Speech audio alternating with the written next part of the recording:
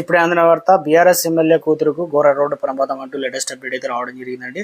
So ఆ వివరాలు ఏంటంటే కూడా వీడియోలో తెలుసుకుందాం. వీడియో చివరి వరకు చూడండి, అర్థమవుతుంది. మరోసారి ఛానల్ వస్తే తప్పకుండా సబ్స్క్రైబ్ చేసుకొని చూస్తున్నారు కానీ లైక్ చేయడం మర్చిపోతుంది. వెంటనే లైక్ చేయడం వీడియోకి అయితే వెళ్ళిపోదామండి.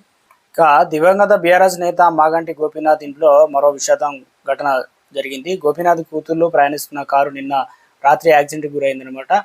డీసీఎంను వారి కారును ఢీకొట్టడంతో ఈ ప్రమాదం జరిగిందని తెలుస్తుంది. ఈ ప్రమాదంలో మాగంటి పెద్ద కూతురుకు అక్షరకు తీవ్ర గాయాలయ్యి ఆమె పరిస్థితి అత్యంత విషమంగా ఉందని తెలుస్తుంది.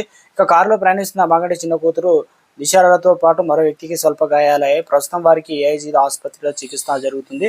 అతివేగం వల్ల ఈ ప్రమాదం జరిగిందని తెలుస్తుంది. కారు చక్రం ఒక్కసారిగా ఊడిపోవడంతో ఈ ప్రమాదం జరిగిందని మరో ప్రచారం జరుగుతుంది. అయితే శంషాబాద్ ఎయిర్పోర్ట్ నుంచి గచ్చిబౌలి వస్తుండగా ఈ ప్రమాదం జరిగింది. తమ స్నేహితులను విమానాశ్రయంలో డ్రాప్ చేసి వస్తుండగా నర్సింగ్ పోలీస్ అకాడమీ సమీపంలో ఈ ప్రమాదం జరిగింది తెలుస్తుంది. ఇక ఘటన పైన పోలీసులు అరెస్ట్